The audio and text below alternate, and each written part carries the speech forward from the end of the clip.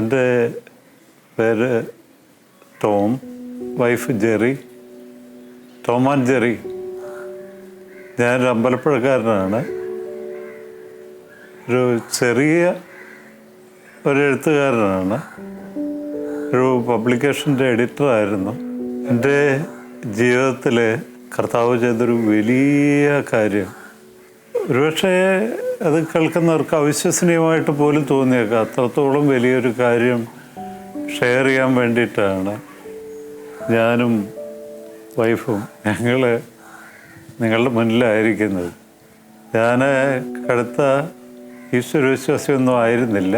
യുക്തിക്കായിരുന്നു ജീവിതത്തിലെ പ്രാമുഖ്യം. വിശ്വാസം ഉണ്ടോയെന്ന് ചോദിച്ചാൽ കുർബാനയ്ക്ക് പോകും, ചിലപ്പോഴൊക്കെ കുർബാന സ്വീകരിക്കും, വർഷത്തിലൊരു 4-5 തവണ കുമ്പസാരിക്കും. അതിനൊക്കെ അപ്പുറം എന്തെങ്കിലും ഉണ്ടോയെന്ന് ചോദിച്ചാലില്ല. അത്രയൊക്കെ ഉണ്ടായിരുന്നുള്ളൂ. എനിക്കിഷ്ടപ്പെട്ടൊരു തൊഴിലെന്നുള്ള നിലയ്ക്കാണ് ഈ എഴുത്തിനെ തിരഞ്ഞെടുത്തത്. ഏകദേശം ഒരു 4 വർഷം മുമ്പ് പാരമ്പര്യമായിട്ട് non alcoholic chronic liver cirrhosis എന്നെ പിടികൂടി. ഇപ്പോൾ നമ്മൾ കാണുന്ന ശരീരത്തിൻ്റെ ഒരു ഇരട്ടിയോളം ശരീരം ഉണ്ടായിരുന്നു ആ കാലത്തേക്ക്. അന്ന് ആരോഗ്യത്തിൻ്റെ പുറത്ത് അതൊന്നും അറിഞ്ഞില്ല. ആദ്യം കാലിൻ്റെ മസിൽ പിടിക്കുമായിരുന്നു, വേറെ ബുദ്ധിമുട്ടുകളൊക്കെ ഉണ്ടാകുമായിരുന്നെങ്കിൽ അതൊന്നും വകവച്ചില്ല. നോൺ ആൽക്കഹോളിക് ആയതുകൊണ്ട് അത് ശരിയാവും എന്ന് മറ്റുള്ളവർ പറയുകയും ചെയ്തു. പക്ഷെ എൻ്റെ അമ്മയ്ക്ക് അങ്ങനെ ഒരു പാരമ്പര്യമുണ്ട്. അമ്മ ലിവർ സിറോസിസ് വന്ന് മരിച്ചുപോയ വ്യക്തിയാണ്. എൻ്റെ മൂത്ത ജ്യേഷ്ഠനുമുണ്ട് ലിവർ സിറോസിസ്. ഞങ്ങളുടെ കുടുംബത്തിൽ ഞങ്ങൾ 5 ആണുങ്ങളാണ്. അതിൽ ഞാൻ 2ാമത്തെ മകനാണ്. അപ്പോൾ ഏകദേശം ഒരു 4 വർഷം മുമ്പ് ഒരു വലിയ ദൈവിക അനുഭവം എനിക്കുണ്ടായി. ഒരു ദിവസം സന്ധ്യാപ്രാർത്ഥന. വൈഫ് എന്നെപ്പോലെ അല്ല കേട്ടോ. അവൾ മുഴുവൻ സമയം കിട്ടുന്ന സമയം അത്രയും പ്രാർത്ഥനയ്ക്ക് വേണ്ടിയിട്ട്, ആരെങ്കിലും അവളോട് പ്രാർത്ഥിക്കാൻ പറഞ്ഞാൽ ഉപവാസം എടുത്ത് പ്രാർത്ഥനയും മുട്ടുകുത്തി നിൽക്കുന്നത് ഞാൻ കണ്ടിട്ടുള്ളൂ. അപ്പോൾ അങ്ങനെ പ്രാർത്ഥിക്കുന്ന ഒരാളാണ്. അപ്പോൾ ഈ സമയത്ത് ഞാനൊരു ദിവസം ആലപ്പുഴ, അവിടെ അമ്പലപ്പുഴയിലാണ് എൻ്റെ വീട്. ഞാൻ ആലപ്പുഴയിൽ വൈഫിൻ്റെ വീട്. ഞാൻ ജോലിയുടെ ആവശ്യമായിട്ട് ബന്ധപ്പെട്ട് ആലപ്പുഴയ്ക്ക് പോയിട്ട് വീട്ടിൽ വന്നപ്പോൾ വീട്ടിൽ കുടുംബ പ്രാർത്ഥന, സന്ധ്യാപ്രാർത്ഥന തുടങ്ങിക്കഴിഞ്ഞു. ഞാനും കൂടെ അതിൽ പങ്കെടുത്തു. അവസാനം മോന് ബ്ലെസ്സിങ് മേടിക്കാൻ വേണ്ടിയിട്ട് 2 മക്കളെ അവൾ എൻ്റെ അടുത്തോട്ട് അയക്കാറുണ്ട് വൈഫ്. അത് കുട്ടിക്കാലം മുതലുള്ള ശീലമാണ്. തലേ കൈവച്ച് അവരെ അനുഗ്രഹിക്കും. അപ്പോൾ അതിന് വേണ്ടിയിട്ട് വന്ന് സ്തുതി തന്നു. ഞാനും സ്തുതി പറഞ്ഞ്, കർത്താവിനെ സ്തുതി പറഞ്ഞ്. അത് കഴിഞ്ഞപ്പോൾ നെഞ്ചിനകത്ത് നെഞ്ച് പൊട്ടുന്നത് പോലുള്ള വലിയ വേദന വന്നിട്ട് ഛർദ്ദിക്കണമെന്ന് തോന്നി. ഈ വാഷ് ബേസിൻ എടുത്തിട്ട് പോകുന്നതിന് മുമ്പേ ആ മുറി ആകെ രക്തം ഛർദ്ദിച്ചു. പിന്നെ തുടർച്ചയായിട്ട് പിടിച്ച് ഭിത്തിയിൽ നിന്നിട്ട് അങ്ങ് ഛർദ്ദിച്ചിടുകയായിരുന്നു. ബ്ലഡ് ഇങ്ങനെ ഒഴുകി, പച്ച രക്തം ഇങ്ങനെ ഒഴുകിക്കൊണ്ടേയിരിക്കുന്നു, വായിൽ നിന്ന് ശരീരത്തിൽ നിന്നും എല്ലാം. എൻ്റെ വൈഫ് ഇത് കണ്ട് പരിഭ്രാന്തയായി. പെട്ടെന്ന് പേടിച്ചു പോയെങ്കിലും എനിക്കൊരു ധൈര്യം ഉണ്ടായിരുന്നു. കൊന്ത ചൊല്ലി എഴുന്നേറ്റതല്ലേ ഉള്ളൂ. പരിശുദ്ധ എൻ്റെ കയ്യിലുണ്ടായിരുന്ന ഒരു വിശുദ്ധ നാട്ടിൽ നിന്ന് കൊണ്ടുവന്ന ഒരു ജപമാല എൻ്റെ അമ്മ എനിക്ക് തന്നതായിരുന്നു. ആ ജപമാല എടുത്ത് ടോമേൻ്റെ കഴുത്തിലോട്ട് ഇട്ട് കൊടുത്തു. പരിശുദ്ധ അമ്മയെ നോക്കിക്കോളണേ എന്നും പറഞ്ഞ്. അത്ഭുതകരമായിട്ട് ആ നിമിഷം ആ എടുത്തടിച്ച പോലെ ഛർദ്ദിച്ചുകൊണ്ടിരുന്നത് നിന്ന്, പിന്നെ ജസ്റ്റ് വായിന്ന് നമ്മളായിട്ട് പോയി തുപ്പുമ്പോഴത്തേക്ക് മാത്രം വരുന്ന പോലെയായി. അപ്പോഴത്തേക്ക് ശരിക്കും ബ്ലഡ് കണ്ടപ്പോൾ പേടിച്ചു പോയി പെട്ടെന്ന്. കാരണം അമ്മ മരിച്ച് ഇത് കണ്ട് ഒരു 2 വർഷമേ ആയുള്ളൂ. അപ്പോഴത്തേക്ക് ടോമേട്ടൻ പിന്നെ വേഗം ഹോസ്പിറ്റലിൽ കൊണ്ടുപോയി, നേരെ കാഷ്വാലിറ്റിയിൽ കൊണ്ടുവന്ന് വാഷ് ചെയ്ത്. പെട്ടെന്നും ബ്ലീഡിങ് ഉണ്ടായ ലിവർ സിറോസിസുകാർക്ക് ബ്ലീഡിങ് ഉണ്ടായാൽ നിൽക്കത്തില്ല. അപ്പം അതിനുള്ള പെട്ടെന്ന് മെഡിസിനൊക്കെ കൊടുത്ത് ICUലാക്കി. അത് 2-3 മാസം അങ്ങനെ തുടർന്ന് എല്ലാ മാസവും ചെക്കപ്പിന് ചെല്ലും. ഓരോ തവണ എൻഡോസ്കോപ്പി ചെയ്യും, അപ്പോഴത്തേക്ക് പിന്നെയും ബ്ലഡ് വരും. ഇതുപോലെ അങ്ങനെ കണ്ടിന്യൂ ചെയ്ത് വന്ന് 2016 ഒക്ടോബറിൽ തുടങ്ങിയ ഇതാണ്. പിന്നെ എല്ലാ മാസവും നവംബർ, ഡിസംബർ, ജനുവരി, ഫെബ്രുവരി വരെ എല്ലാ മാസവും ഒരാഴ്ച 2 ആഴ്ച ഹോസ്പിറ്റലിൽ അഡ്മിറ്റ് ആകേണ്ടി വരും. ബ്ലഡ് ഛർദ്ദിച്ച് കൊണ്ടുപോകേണ്ടി വരും. അതും അന്ന് അഡ്മിറ്റ് ചെയ്തുകൊണ്ടിരുന്നല്ല എറണാകുളത്തുള്ള പ്രമുഖമായിട്ടുള്ള ഒരു സ്പെഷ്യാലിറ്റി ഹോസ്പിറ്റൽ. കേരളത്തിലെ എല്ലായിടത്തൊന്നും റെഫർ ചെയ്യുന്നത് ഫീസ് ഞങ്ങളെ ഏറ്റവും വലിയ ഹോസ്പിറ്റലിലായിരുന്നു. അപ്പോഴത്തേക്ക് നല്ല എമൗണ്ട് നമുക്ക് പോകാറുണ്ടായിരുന്നു. ഏറ്റവും ആദ്യം ഞാൻ എടുത്ത് ബൈബിളാണ് എടുത്ത് വെക്കുന്നത് ബാഗിനകത്ത്. കർത്താവെ അങ്ങയുടെ കരങ്ങളിലേക്ക് തരുന്നത് എന്ന് പറഞ്ഞ്, പിന്നെ ബ്ലസ് ചെയ്ത വെള്ളം, യേശുനാമത്തിൻ്റെ ശക്തി എന്നും പറഞ്ഞ് സെഹിയോനിലൊരു ബുക്കുണ്ട്. ആ ബുക്ക് ടോമേട്ടൻ്റെ ദേഹത്ത് എപ്പോഴും വെച്ചേക്കും. ലിവറുള്ള ഭാഗത്ത് അത് ചേർത്ത് വെച്ചിട്ടാണ് ഞാനെപ്പോഴും എങ്ങോട്ടെങ്കിലും പുറത്തേക്ക് പോകുമ്പോഴത്തേക്കൊക്കെ അത് പാൻറ് ഇടുമ്പോഴത്തേക്ക് പാൻറ്റിൻ്റെ കൂട്ടത്തിൽ ചേർത്ത് വെച്ചിട്ട്, അങ്ങനെ കർത്താവിൻ്റെ ശക്തമായ ഇടപെടൽ കൊണ്ട് മാത്രമാണ് ഇപ്പം ടോമേട്ടൻ ഇങ്ങനെ ഇരിക്കുന്നത്. ഈശോയുടെ സ്നേഹം, കാരുണ്യം ഒക്കെ ഞങ്ങൾ അനുഭവിച്ചത് കൊണ്ട് ഞങ്ങൾക്കറിയാത് എത്രത്തോളം.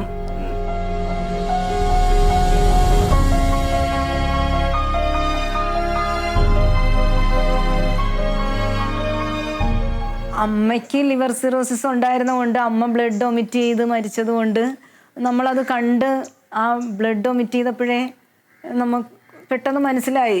എപ്പോഴും കാണിച്ചുകൊണ്ടിരുന്ന ഡോക്ടറിൻ്റെ അടുത്ത് അപ്പോൾ ഞാൻ ചോദിച്ചായിരുന്നു, എന്തുകൊണ്ടാണ് ടോമേട്ടൻ മദ്യപിക്കത്തില്ല?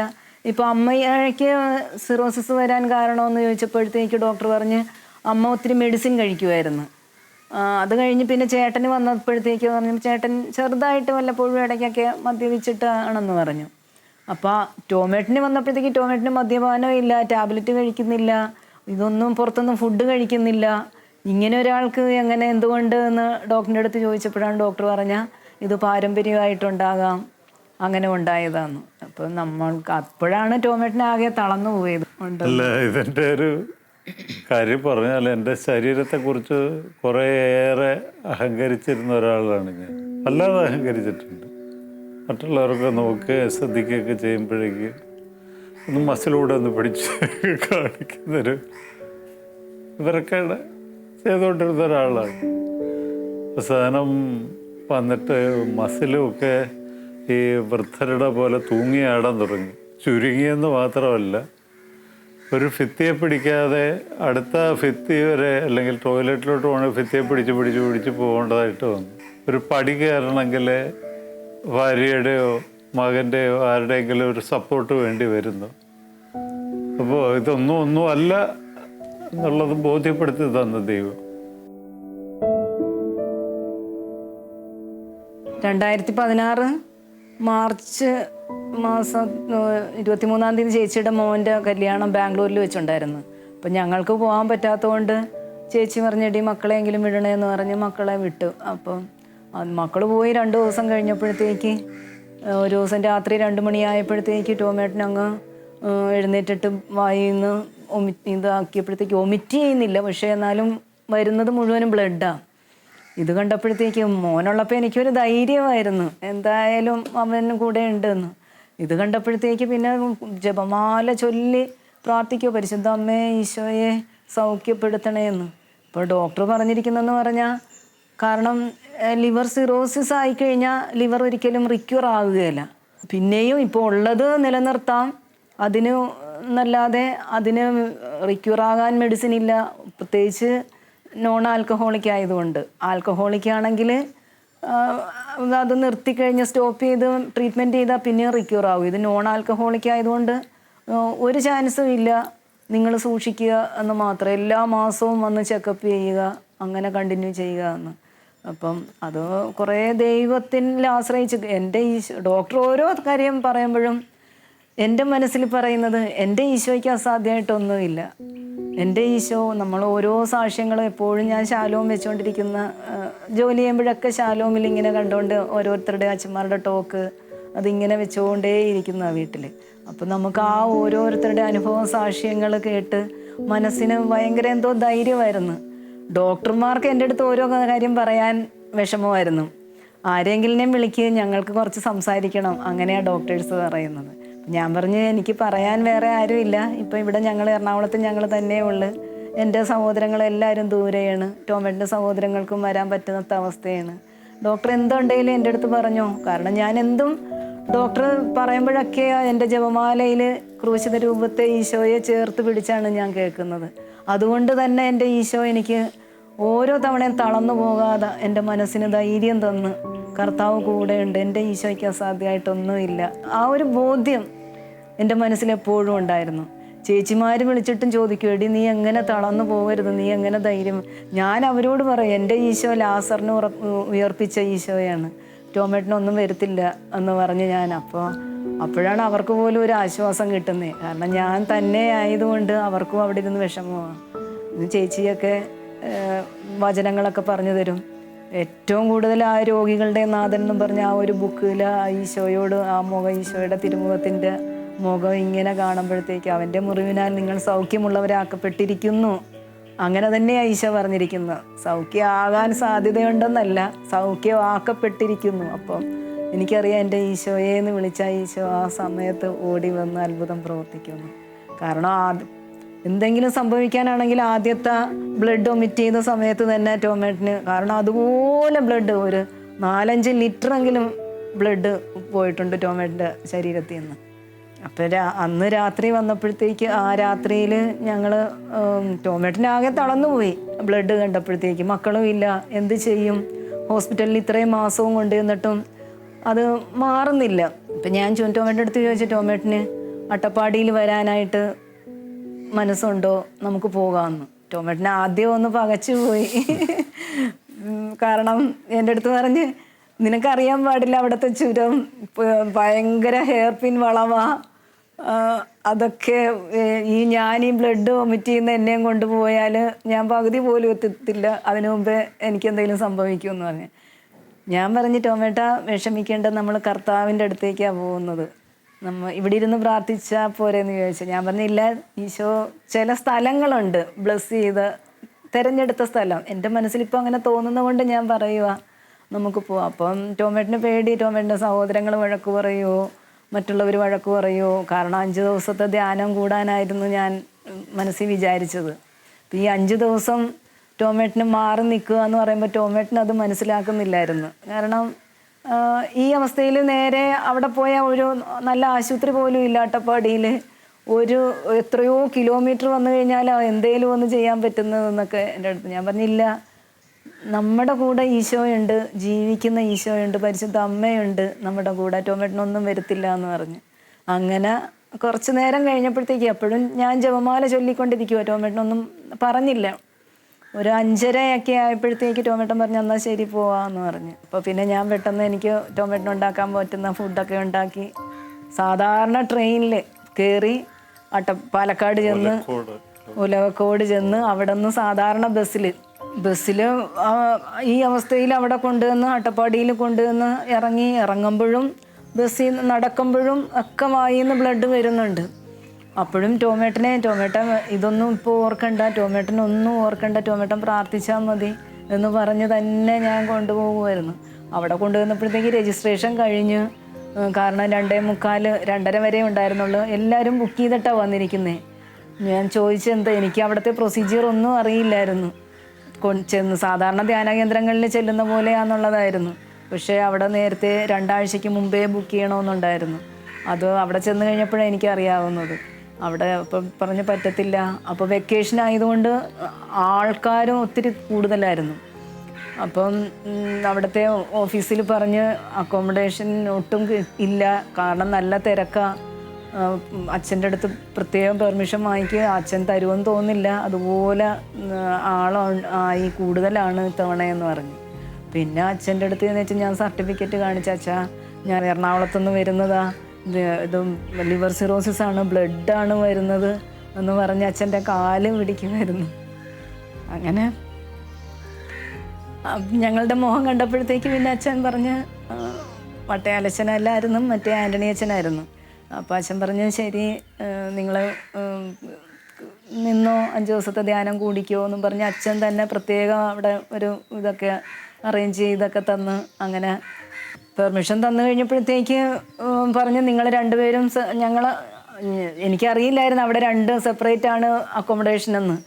പക്ഷേ അച്ഛൻ്റെ അടുത്ത് ഞാൻ ചോദിച്ചപ്പോൾ പറഞ്ഞ് ഞങ്ങൾ എവിടെയാണ് റൂമെന്നാണ് ചോദിച്ചത്. അവിടെ റൂം ഇല്ല, 2 സെപ്പറേറ്റ് ആണ് താമസമെന്ന് പറഞ്ഞപ്പോഴത്തേക്ക് ഞാൻ ശരിക്കും വിഷമിച്ചു പോയി. കാരണം ഈ അവസ്ഥയിൽ ഡോക്ടർ പറഞ്ഞിരിക്കുന്നതെന്ന് പറഞ്ഞാൽ എപ്പോഴും ശ്രദ്ധ വേണം, എപ്പോഴാണ് എന്ത് സംഭവിക്കുന്നതെന്ന് അറിയില്ല, അങ്ങനെ മാറി നിൽക്കാൻ പാടില്ല. അപ്പം ഞാനത് അച്ഛൻ്റെ അടുത്ത് കാല് പിടിച്ച് പറഞ്ഞപ്പോൾ അച്ഛൻ പറഞ്ഞ് എന്ത് വിശ്വസിച്ചാൽ നിങ്ങൾ അവിടെ നിന്ന് ഇവിടെ ഈ ബ്ലഡ് ഒമിറ്റ് ചെയ്യുന്ന ആളെയും കൊണ്ട് ഇവിടെ വന്നത് എന്ന് ചോദിച്ചു. അപ്പം ഞാൻ പറഞ്ഞ് അച്ഛാ ഈശോ സുഖമാക്കാൻ വേണ്ടിയിട്ടാണെന്ന് പറഞ്ഞു. അപ്പോൾ പറഞ്ഞ് ആ ഈശോയിൽ വിശ്വസിക്ക്, ഈശോ സുഖപ്പെടുത്തും എന്ന് പറഞ്ഞ്. പിന്നെ നമുക്കൊന്നും പറയാൻ പറ്റത്തില്ല. ആ ഈശോയിൽ വിശ്വസിച്ച് ഈശോയെ ഞാൻ ഈശോയുടെ കരങ്ങളിലേക്ക് ഞാൻ ടോമേറ്റിനെ തരിക എന്ന് പറഞ്ഞ് ഞാൻ പിന്നെ ലേഡീസിൻ്റെ അങ്ങോട്ട് പോകുമായിരുന്നു. അപ്പോഴത്തേക്ക് ടോമേറ്റിന് ഭയങ്കര വിഷമമായിരുന്നു. ഞാൻ പറഞ്ഞില്ല ടോമേട്ട ഈശോ സുഖപ്പെടുത്തും എന്ന് ടോമേറ്റിനെ ധൈര്യപ്പെടുത്തിയേച്ചുമാണ് ഞാൻ അങ്ങോട്ട് ഇതായത്.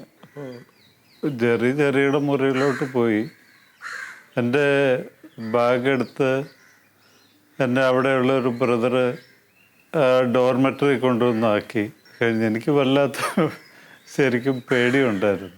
രാത്രിയിൽ കിടന്ന ഉറക്കമൊന്നും വന്നില്ല. ഒരു 10-11 മണിയൊക്കെ കഴിഞ്ഞപ്പോഴേക്കും വായിൽ പതുക്കെ ബ്ലഡിൻ്റെ ഒരു ടേസ്റ്റ് വരാൻ തുടങ്ങി.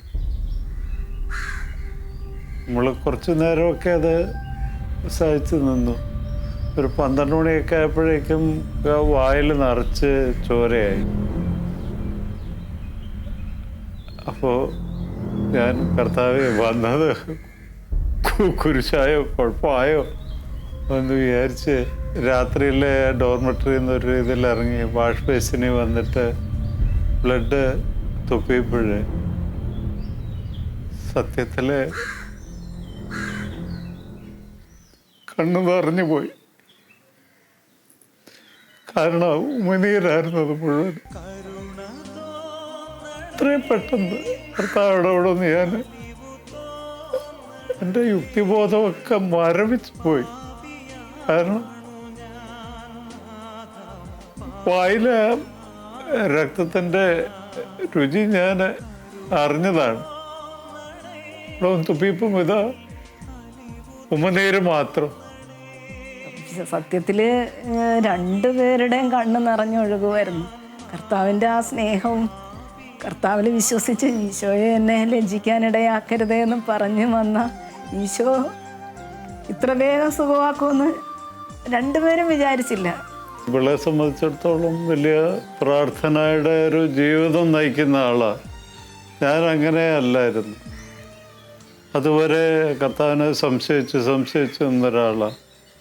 പക്ഷെ എന്നെപ്പോലും കർത്താവ് തൊട്ടു എന്ന് പറയുമ്പോൾ അതൊരു വലിയ എക്സ്പീരിയൻസ് അല്ലേ. പൂർവ പാപത്തിൻ ശാപം പേറിടുന്നു ഞാൻ, രോഗവും ദുരിതവും നാൾക്കുനാൾ വളരുന്നു. ദൈവത്തിൻ ആത്മാവ് എന്നിൽ നിർവീര്യമായി പാപമെന്നെ പാതാള വഴിയിലെത്തിച്ചു. കരുണ തോന്നണേ. അപ്പോൾ അതുപോലൊരു വലിയൊരു അനുഭവമായിരുന്നു അട്ടപ്പാടി പോയതിന് ശേഷം എനിക്ക് ആദ്യം ഉണ്ടായത്. ഇന്ന് ഈ നിമിഷം വരെ പിന്നെ വായിന്ന് ഇതുവരെ ബ്ലഡ് വന്നിട്ടില്ല.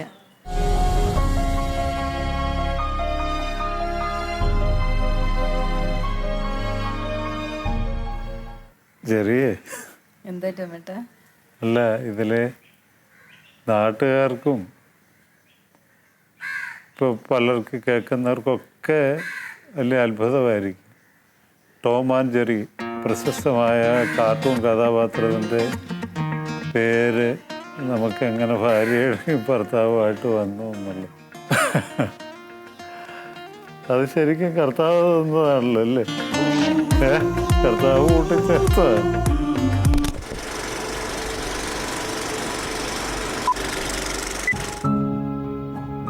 ഞങ്ങള് ശരിക്കും ഒരു സിനിമയുടെ സ്ക്രിപ്റ്റ് എഴുതുന്നതുമായിട്ട് ബന്ധപ്പെട്ട് ഞാൻ ഇവരുടെ ഇടവപ്പള്ളിയൊക്കെ ഉള്ളൊരു സ്ഥലത്ത് താമസിക്കുമ്പോൾ അവിടെ കുർബാനയ്ക്ക് പോയിക്കൊണ്ടിരുന്നു. അപ്പം എൻ്റെ കൂടെ എൻ്റെ ആലപ്പുഴയിലുള്ള ഒരു ചേച്ചിയും അവരുടെ ഭർത്താവും കുട്ടികളും കൂടെ താമസിക്കാൻ വേണ്ടിയിട്ട് വന്നു. അപ്പോൾ ആ സമയത്ത് ആ കുട്ടികളാണ് ആദ്യം ടോം ആൻഡ് ജെറി എന്ന് പറയുന്ന ഈ പേര് വെറുതെ ഇങ്ങനെ പറഞ്ഞു നോക്കി. മറ്റുള്ളവർ ഈ പള്ളിയിൽ നിന്ന് ഞങ്ങൾ ഇറങ്ങി വരുമ്പോൾ ടോം ആൻഡ് ജെറി എന്ന് പറഞ്ഞ് ഞങ്ങൾ രണ്ടുപേരെയും കളിയാക്കാൻ തുടങ്ങി. ഞങ്ങൾ അതിനു മുമ്പ് പരസ്പരം കണ്ടിട്ടില്ല. പക്ഷെ അവസാനം സിനിമ തിരക്കഥ പൂർത്തിയായുമില്ല.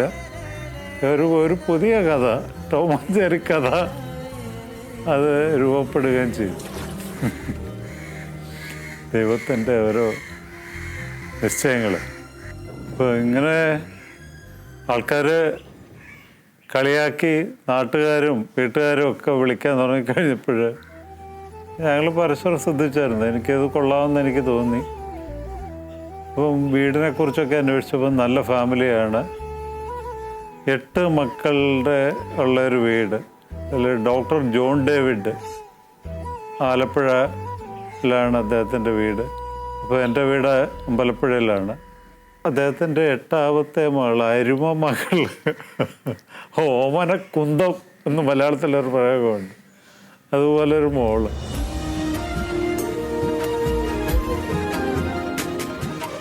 അപ്പോൾ അവരും വന്ന് അന്വേഷിച്ചു, ഇങ്ങോട്ടും അന്വേഷിച്ചു. Tom and Jerry. അങ്ങനെ അവസാനം ടോം ആൻഡ് ജെറിയുടെ വിവാഹം നടന്നു.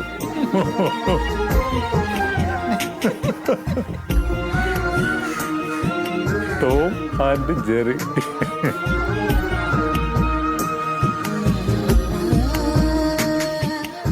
2 മക്കളാണ് ഞങ്ങൾക്കുള്ളത്. രണ്ടുപേരും പഠിക്കുക, ഒലീവ്, നിഖില്.